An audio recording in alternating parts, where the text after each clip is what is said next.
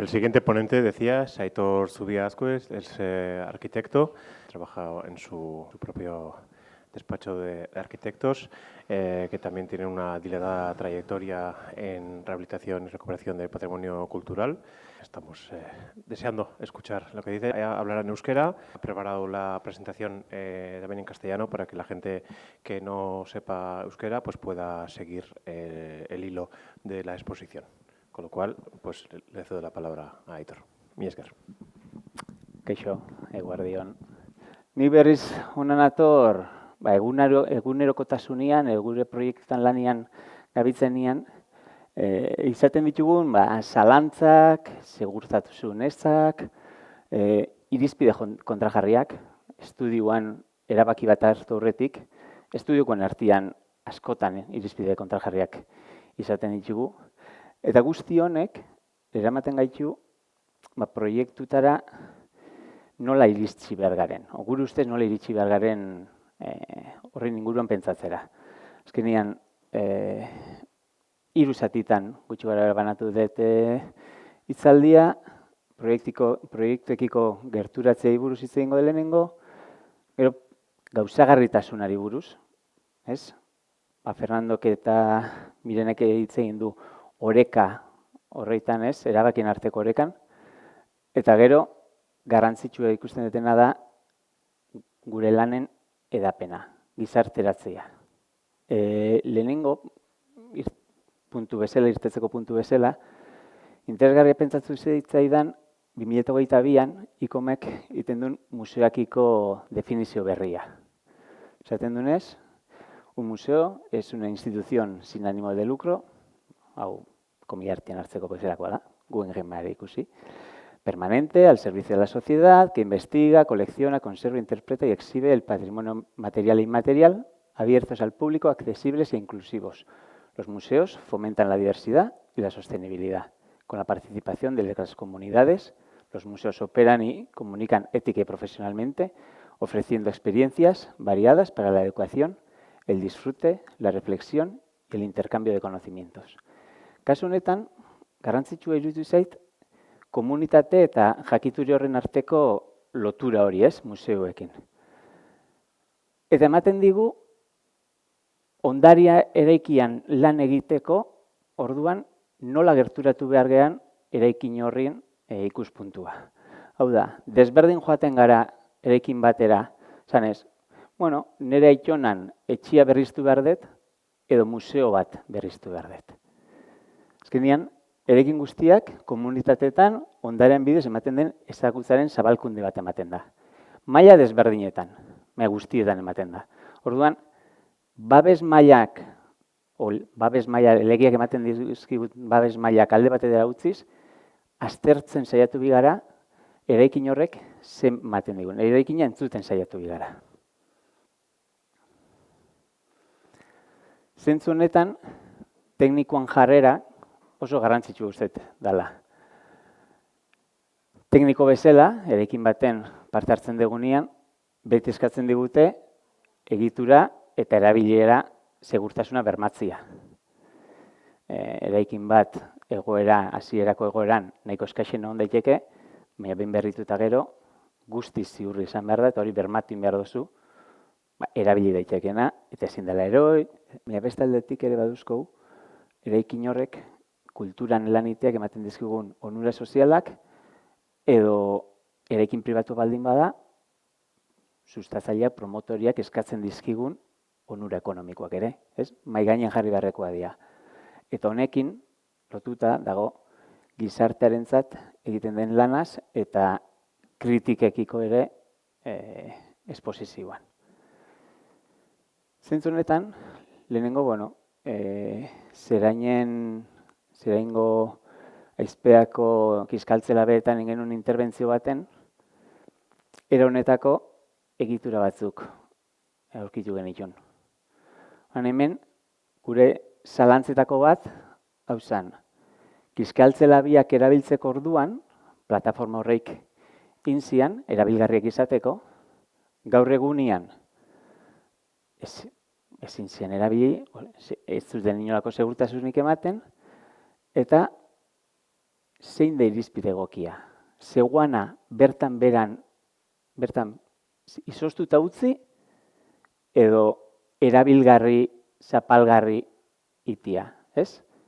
Zein da bitatik irizpide egokia. Hemen guztiok dauzkou irizpide ezberdinak, ez? Eta guk ere proiektua iteko momentuan zalantzorrik izan genitun. Gero pixka bat sakanduket inguru honetan. Zurezko egitura handi baten aurrean jartzen garenean. Hemen ikusten duzue, horman sartuta dagoen abe handi honen burua nola dagon. Nik nire sinadurakin ziurtatu behar dut, egitura hori interbentzioen ondoren segurua dela. Hori bermatu egiten dut. Kartzela joateko arriskuekin gainera. Orduan, edo diru ordaintzekoekin, bai. Orduan, ulergarria ere da, kasu askotan, ondarien interbenitzen denean, tekniko batzuk segurtasun aldetik joatia. Hemen arrazoi batetik gaude, ni deitzeten bezala los frikis del patrimonio gea. Orduan, apostu pertsonal horreik kolako lekutan ikusten dira, ez? Egitura hau, hemen burua bakarrik aldatuta, injerto batekin, abiak dauzkon 20 metroak salbatzen ditugu. Baina hori, alde batetik, teknikoki jakin behar da, legalki justifikatu behar duzu, eta beste gauza garrantzitsua. Hemen dagoen Manolo, ormaixua dagoeneko jubilatuta dagona, horrek jakin behar du. Eta eduki behar dituzu pertsona egokiak hori iteko kapazitatea daukenak. Kasu honetan, teilatu berdina da, Bergako San Pedro parrokia. Hemen ikusten dezute, kogote hau, zertxa baten parea eta tirantia lotzen. Bergaran. Tapatu inda. Konfigurazioa pixkat aldaten da. Kogote hau, tirantiak zertxan, tirantia eusteko dan pieza, apurtuta zagon, eta zertxa horrek jaetzun zertxa bezala funtzionatzen. Hemen ikusten dezute. Seguridadeko erraje honen bitartez, horri esker, etzan eroi guztia. Hau hartu, pieza hau hartu, rekuperatzen joan poliki-poliki, gaur egunian legediak exigitzen dizkigun erraje metalikoak sartu, baina era berian zertxak laniteko era originala mantentziak konpromiso pertsonal bat eskatzen dizu. Hemen ikusten duzu nola teilatu guztia zabaldu zen, eta zertxetako batzuk, okerren zeudenak, bera plazara jitxizian, lehengo argazkitan ikusi dugun bezala, eta gero, iguin zian zertxak bere lekura. Hemen di puntu honetatik ona, 17 metroko zabalera dago. Ia sala honek daukon zabalera. Pixka gutxixio. Hau da orain, bukatzen ari garan proiektutako bat. Asko iti da, hemen Elizatarian, parrokian parian, Urole baiatik aparte, 2 eraikinek osatzen duten plaza. Alde batetik parrokia, etxe beltz, Idiak ez jauregia, eta parian dagon Idiak ez ederra. Etxea. Eraikin hau, hola, andamioekin, 2005an jarri zen. 2005an erortzekotan zegoen. Eusko Udaletxeak lehenengo eraikin erosizun, Eusko Jaurlaritzak bizesan bitartez eta kultura departamentuakin batera, hemen promozio bat, aurrera, 16 etxe bizitzatako promozio bat aurrera eramaten saiatu zen, eta ekonomikoki ez zen irtetzen. Eusko Jaurlaritzak berak babestutako eraikin bat, ekonomikoki viabilidade puntu bat emateko ez baldin bada gai, nor izan daiteke gai. Azkenian, udalak saldu zion eraikinago saldu. Ia eman enpresa konstruktora pribatu bati, baina irizpide batzuk oso ondo markatuta. Urola inguruan dauden fatxada mudejar, ladrillozko fatxada mudejar hauen estilu eta hau guztiz errekuperatuz. Eta Eusko Jaurlaritzakin batera, Eusko Jaurlaritzako Kultura Departamentuakin batera aurrera eraman da. Ikusten dugun fatxada hau, zeukan urtetan ziar, impermeabilizatzeko pintura plastikoak gainetik jarrita, izkin hau dana guztiz soltero hitzekotan. Eta, klaro, fatxada honek, teorian, barruko egitura eusten du. Baina, oin zegoen bezala, barrutik erekin utzik, bere buru ere ez zuen eusten. Horren, nola iten dezu aurrera horrekin, ez? Garbitzu zian fatxadak, garbitzen hasi ginen, eta ikuste zute adreiluaren egoera azal guztia desegin da zeuan, juntak mortero baino gehiago lurra zian, hau da, nola lortzen dezu hor 3 milioitik gora gastatuko ditun promotore bat, konbentzitzia, fatxada hau konserbatu daitekela. Eta plazaren imagina hori originala berez errekuperatu daitekela. Joan pixkat horren inguruan bueltak ematen.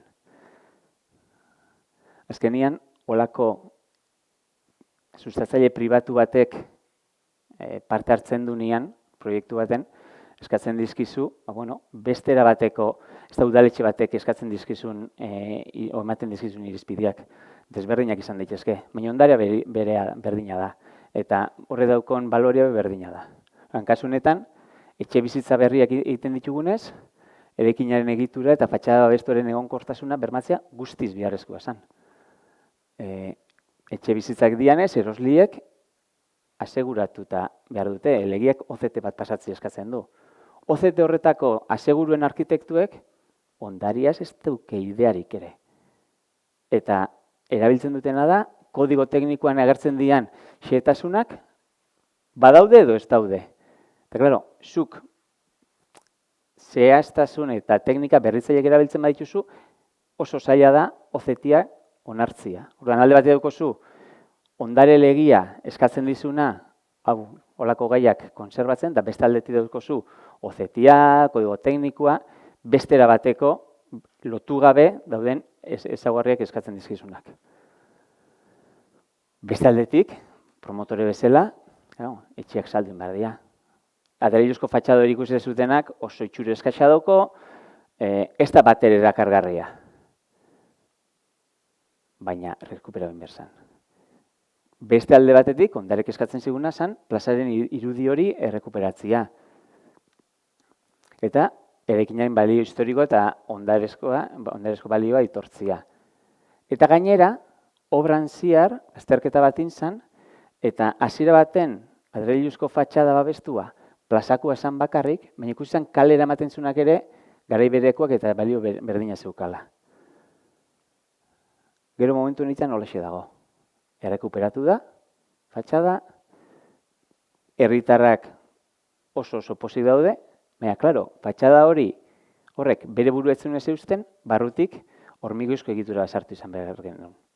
Hau da, alde zarrian hormigoizko egitura sartzen dezu. Ona da edo txarra da.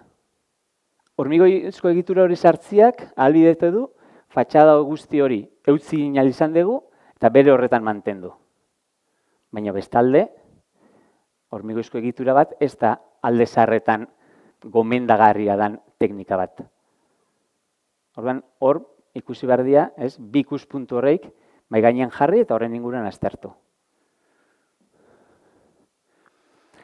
Hau da, momentu honetan, Zumaian bukatzen ganari garen beste proiektu bat. Karmeldarren konbentu bat izan dakua, 2008an udaletxek erosten du, eta hor dauko geldik. 3.000 metro karratuko konbentu bada, udaletxe parian.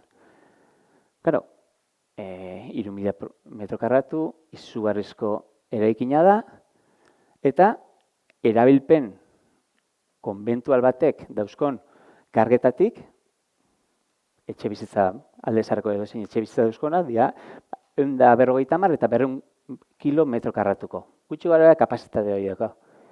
Hori, zuzenian, eraikin publiko bihurtzen baldin badezu, forjatu horreik 500 kilo aguantatu behar dute metro karratuko. bapatian, legez. Hori zuk bermatu behar dezu. Eta hor, inbar dituzu aktuazio desberdinak, hori bermatzeko. Eta guzti hori, nahi genuen itia, pasillo hau, solairu hau, zelden solairuan, honen ikuspegi hau mantentzen. Gela honetan, zelden barruan, musika eskola berri baten gela txikiak egongo dira, irakasle bat eta ikasle batekin edo bikin, guztiz kompatibilia dela erabilera, zelden tamainogatik eta bar, baina, klaro, esan duten gainkarga diferentzia horrekin, nola eutziko dugu bai goitik eta bai betik imagina berdina mantenduz. Eraikin honetan, eman ditugu lau indartzez teknika desberdin erabili ditugu. Ben ikusten duzuen, bukatzen ari da, goiko solibuak, atiak, egurrezko egitura eta entramagutu guztia berdin mantentzen da, eta hau da moketa bat egurrezko lurra babesteko. Hau zen, eraikin honetako imaginetako bat, babestu beharreko imaginetako bat. Eta hori babesten nahi genuen. Lehenengo, kargak handitzen nahi baldin baituzu, oso erraza da. Egitura metalikoa sartzen duzu azpian, argi originala erditik mozten duzu, eta ondo funtzionatzen du. Klaro, holako interbentzio bat, bakargin dezakezu, gero falsutetxo bat, edo, zapai faltzu bat azpian jartzen baldin baduzu. Oso kontu zin beharreko zietasunak eta lanak dira, hori ikusteko jartzean nahi baldin baduzu. Ondoren, beste leku batzutan, mimo pixka bat gehiago eskatzen diguten lekutan, ingenun izan zen, solibuen artean, noizian behin, lau solibotik behin, solibo metaliko bat sartu, eta solibo metaliko guztiak lotzen 2 zentimetro eta erdiko txapoi bat. Hau da, zinturi moduko bat da, eta era horretan lortzen dugu alturak, hemen sala honek zeukan alture txikia konserbatuz, goiko forjatuan karga handitzea. Baina hau izatez, almazen moduko bada, orduan estetika ere ez zanen garrantzitsua. Puntu honetan ja, reflektorio bada, hemen estetika garrantzi hartzen joan zen. Orduan, goikaldetik, sala honen goikaldean dauzkou lehen ikusi ditugun zeldak. Hau da, lurra mantentzian nahi genuen lekua. Lurra mantentzian nahi baldin baduzu, behekaldetik esku hartu behar duzu. Eta behekaldian genukan sala hau, bere dauzkon balio estetikoak oso potentiak zirala. Ingen esan zen, holako bi AB eta ballesta moduko tensore hauekin, egitura hori indartu. Lortzen genuna da, azkenian, egitura originalan irakurketa hori mantentzia. Eta azkenik, beti oinarteko indartzelanak beti izan di azpikaldetik. Errexena egitura bat, forjatu bat indartzeko, azpikaldetik eustia da. Zuk, gure kasuan, pasillo horretan, deambulatorio horretan, zapaia ez baldin genuen aldatzia nahi, goikaldetik lan inbarko genuen. Indun izan da, CLT-ezko plaka bat sartu, egitura originalakin lotu, eta guztiak pakete berri bat, egitura pakete berri bat osatuz, guztia lanian jarri. Honek ematen diguna da, gune honetan, beste erabilpen batzuk emateko aukera. Aurretik teilatupe bat sana, beste erabilpen batzuk emateko. Eta 500 kilo horretan sartzeko. Gutxi gara bera, holako 8.000 tornillo sartu ditugu eraikin guztian. Forjatu honetan. Honek ematen diguna ere da, lurran estetika asko aldatzen dugunez, espazio horren estetika ere aldatu egiten da. Eta kanpokaldetik ere aldatu egiten da. Gero esango dut, honen zergatia zein izan den.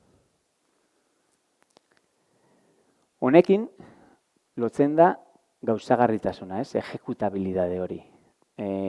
Ideiak eduki ditzakegu, baina lehenengo arazo handi badaukou artisau eta gremio faltan. Ez baldin badaukou zein ekingo dauen, ezin dugu ezerrein. Beste falta bat bai ikusten duna da, adibidez, egur lehor, baritz eskuan, adibidez, horren falta. Gaur egunian, Gipuzkoan, ezin da aurkitu. Aberen bat bai, baina gehiago ez. Eta estatu maila osoan gabiltza behila, eta ez du aurkitzen. Baina Foru Aldundian irizpideen arabera, ezin du egur laminaturik sartu. Egurra zerratu bat sartu behar da. Orduan, nola lortzen dugu hori uztartzia, ez baldin baduko materialik. Adibidez, hau telatuan obra hau 2012an izan, igual oin elitzateke posible izango. Honekin batera, alde zarretan esku hartzen duenean, eraikin baten nork diru sartuko luke eraikina berritzeko €1.000.000 behar dituzunean, eta etxe bizitzak saltzen dituzunean, €1.000.000 bakarrik jaso aldezunean. €500.000 negatiboan sartzen baldin bazara, bloketxo baten. Edo zin bloketxotan. Hor ikusi behar dugu, ondariak gizartearikiko ematen duen onura, horri nola konpentsatu ekonomikoki. Ezin dugu alde zaharrak berorretan utzi. Alde zaharretan berri sartuta, izugarrizko arazoa daude termitekin. Termitak ez dira eraikuntza tratatu daitezkeen gaiak. Termiten apiak 50 eta 100 metroko zabalera daukate. Ia alde zahar baten erdia izan daiteke. Zuk eraikin bat tratatu dezakezu, baina ez baldin bada plan oso bat iten, da lehoien artera latigo batekin sartzea bezala. Lehen ordu laurden aguantatuko ezu, baina hortik aurrera ja ez. Badakizu, jaten bukatuko zeituztela. Hor ere, administrazioek beraien esku hartzeak eman behar dituzte eta pausuak eman behar dituzte udalak, eronetako izurriteak erradikatzen. Eta gero, honekin lotuta, egunero dauzkogun legedi desberdinak. Komentu bat, erekin publiko bihurtzen duen momentuan, habitabilidade, ventilazio, klimatizazio, efizientziako legedi moderno asko erabili behar ditugu. Eta guk nahi genuna zen, ikuspegi honek mantentzia. Komentu honetako eskilera honek ez du ebakuaziorako balio. Zuzenian, begia honek 1,3 metro karratu baino gehiago dauzkalako. Ze egiten dugu? Tapatu. Kasu honetan, indeguna hau eskilara da, eta honen alboko gela baten, zabaldu dugu solairu bakarrian beste eskilera bat, ebakuazioko eskilera bat. Kasu honetan, ahal izan degulako.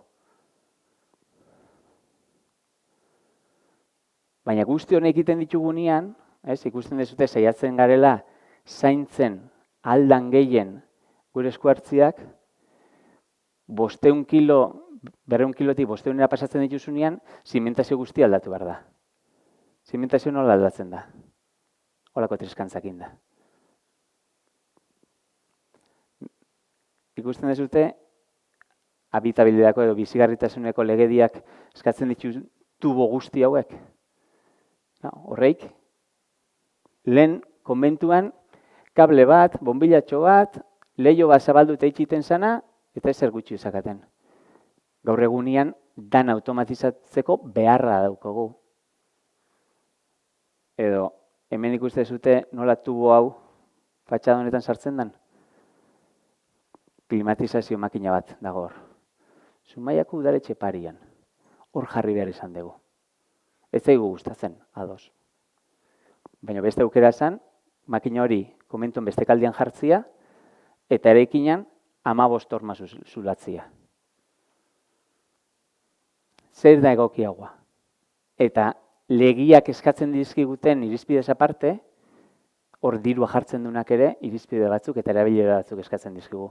Udaletxek adibidez, Zumaiako udaletxek eskatzen zigun, musika eskola, arte eszenetako erekin bat izango da, baino banda sartu behar da ensaiatzera, dantzakoak ensaiatzeko leku behar dute, koralatzako gune handi bat behar da, hau da, gune handi eta altuak behar ditugu. Komentuan beheko solairuak hormaz beteta daude, ez dago gune handirik. Eta goikua, hau teilatupia, zanak, honek 2 metro eskas zeuzkan alturan. Ez du balio horretarako. Azterketa bat inzan, eta ikusi zen, zein elementu zian, eskilara, ikusi ituzun eskilara, pasillo horreik, garrantzitsuenak, eta erabaki izan, aurreko mendeko 50. hamarkadan esku hartzea geuki zituen teilatu eta gune honek, solan hau, aldatzia, eraldatzia, udaletxeak esateko, hor 6 milioi euro sartuko ditut. Bestela, eraikin guztia gelditzen zen, erabili gabe, berritu gabe. Orduan, hor da lehen, bai Fernandok eta bai Mirenek komentatuten oreka hori ez. Zeri eman garrantzia eta zeri ez. Zer rekuperatu eta zer eraldatu erabiltzen jarraitu izateko. Hemen berria danez, espazio honeik berrituak dira, bai daukena da, konbentu izaera horren reminiszentzia bat, zelosi horreikin, kanpo kalderutz eta bar, baina bai erabilpena eskatzen digutenai erantzun bat emanez. Eta ondoren, honekin lotuta, jendia sartzen da nian olako erekin batera, zergatik egin da hau. Zergatik hartu da erabaki hau eta ez bestia. Eta horretarako oso garrantzitsu ikusten dut, dela divulgazioa. Gizarteratzia iten ari zarena. Hau oso proiektu berezia izan zen, Debako Harrizko Zubian restaurazio proiektua. Hemen, zubia restauratzeko eta ingeniero batzuk egon zian, Ingelan eta Madrileko Fekorreko Javier Leon, baino, ondare ikuspegi bat emateko deitu gintuzten. Eta ondare ikuspegia restaurazioan gain sozializatzeko ere bai. Eraikitzaileak bere ofertan sozializatzeko, gizarteratzeko egiten zana eta egiten zanan balioa montatuzun kaseta hau, maketa, izugarrizko maketa poli batekin, 2 metroko luzera dauko maketa horrek. Harriz egina, Lasturko harriakin egina, eta zertxekin. Eta gero hemen jartzen genuen historia guztia, Zubiana eta Gipuzkoako zubi desberdinena. Proiektu honek daukon elementu garrantzitsuenetariko bat izan zen, 2018 arte ez genekin Harrizko zubi bat nola berreraiki. Ziur ez genekin. Madrileko ingeniero honenak, unibertsitateko titularrak, katedratikoak, danak eusen proiektu honen barruan sartuta. Baina galduta zeuan jakituria hori. Errekuperatu dana ez da zubia bera. Errekuperatu dana zubiak egiteko jakituria da. Harri bat bestean onduan jartzia ez da, gehiago da. Eta hori oso garrantzitsua da herritar hartzia. Hau hemen gertu dago, Xantalengo ermita. Men deitu gintuztenian, hau zen, ermitan ikuspegia.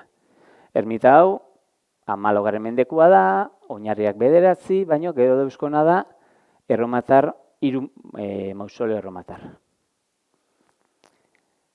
3 mausoleo honeik, 70. hamarkadan aurkitzen dira, eta induzketa arkeologiko bat iten da, hori kanpora ateratzen da, eta gelditzen da. Ermitan lur guztia airian, ezin zela iritsi, eta korutik, hemen alboan, atzekaldian, alboan, atetxoa zabalduta, korura igotzen da, eta koruti daukozu ikuspegi bat. Korura igo, eta eskilara berdinetik jetxi, eta irten imarzinen. Guri deitu gintuztenian izan zen, hemengo aldare honen inguruan, pixkat bestelako plataformatxoa sortzeko, urtean behin, auzotarrak kontzertu bat egiten dutelako. Eta hori albeidatzeko ez, azalera pixka bat onditzeko, deitu gintuzten. Eta guk esan genuen, jo, hemen azalerau pixkat handitzen baldin badezu, zingara saiatu ate printzipal honekin konektatzen. Era horretan sartu alboko atetik, korura igo, eskileratik, gune arkeologikoan goitiko ikuspegi bat euki lehenengo, eta gero gune arkeologikora bera jetxi, eta rekorrido zirkular bat. Pedagogia aldetik asko aberatsagoa da. Eta gunear ikusteko esperientzian aldetik.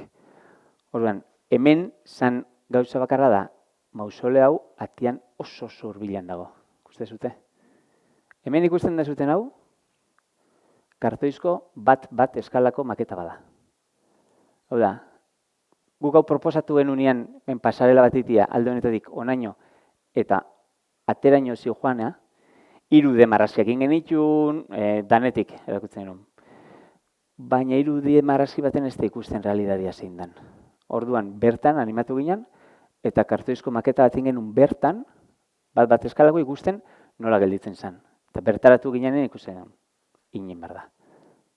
Ez da inen basigua. Eta pedagogia aldetik eta esperientzia aldetik asko irabazten du.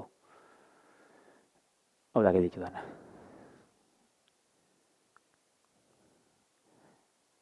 Honetan, orduan, saiatu ginena da, bai, materialak aukeratzeko orduan, hori danak derribozko egurrak dira, ez da egur berria, horren itxura ere zaintzen saiatzen zara, baina gehien gustatzen zaiguna da, lortzen dugula esperientzia hemen eta bertarako bisitan kalidadia asko hobetzia.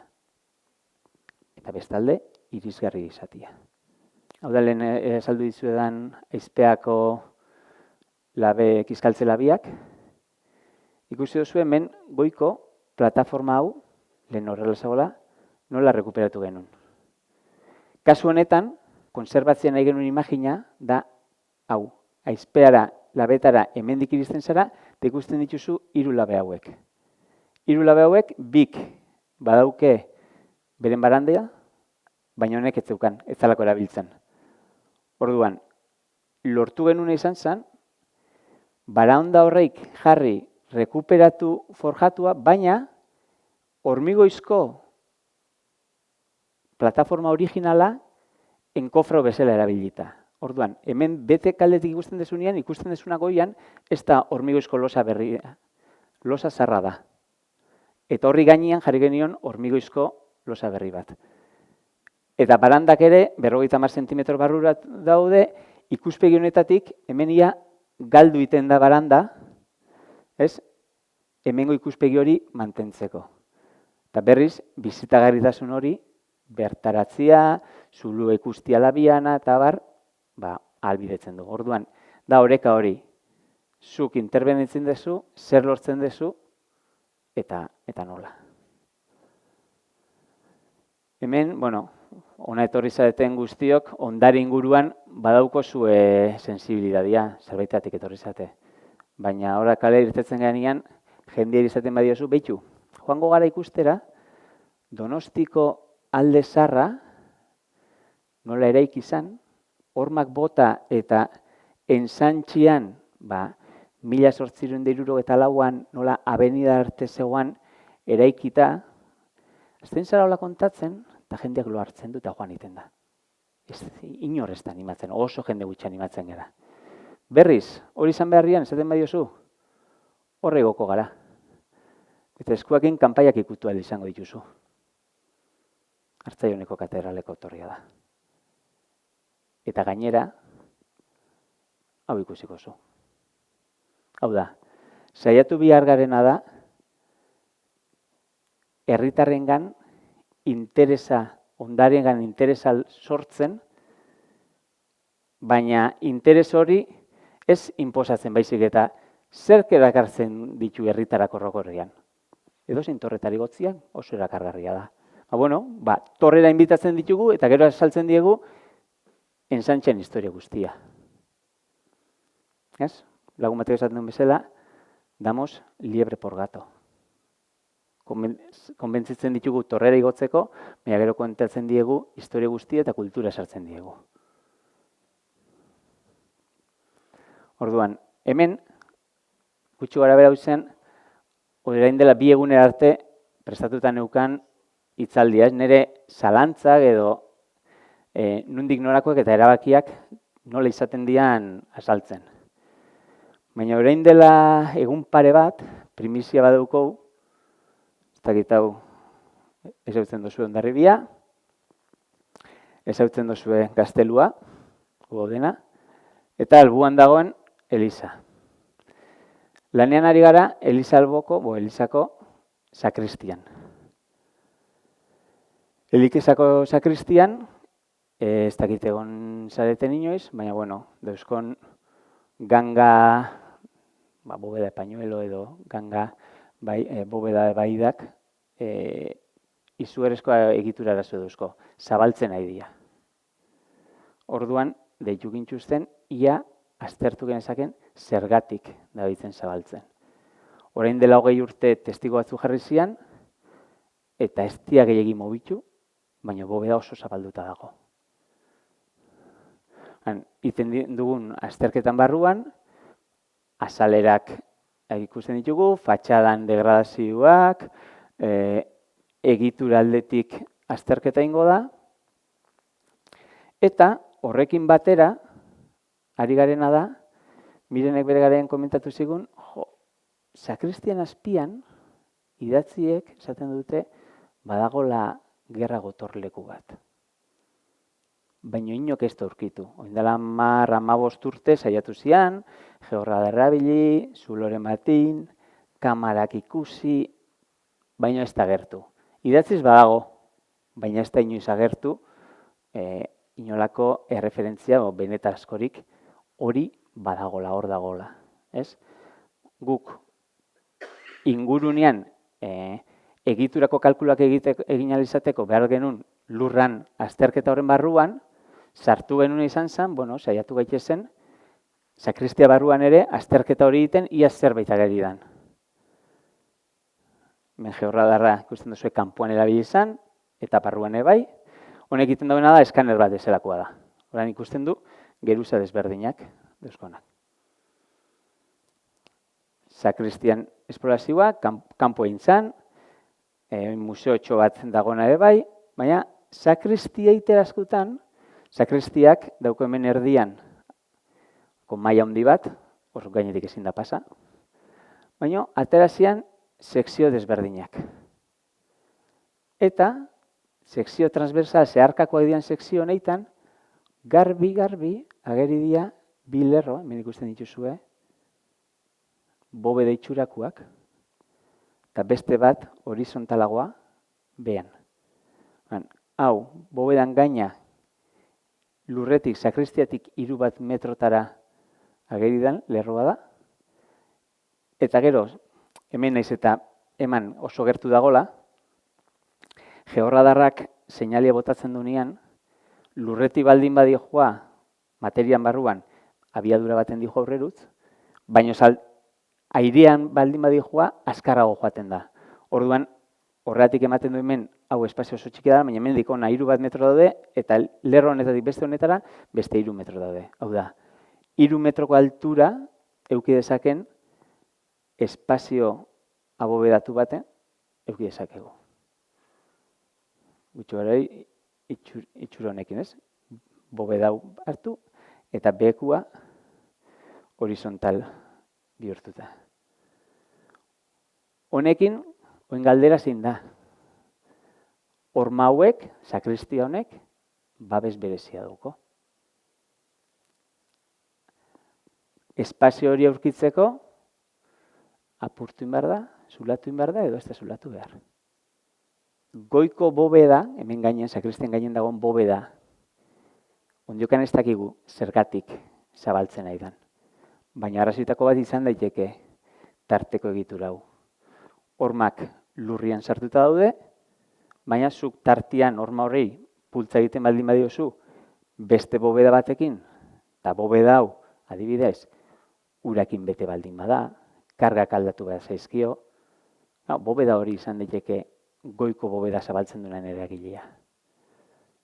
Alde horretatik ikusten baldin badezu, logika eduki dezake, beharrezko izan daiteke, bobeda hau aztertzea. Eta espazio hori ikusi, barrutik, goikuari ze gertatzen zaion ikusteko.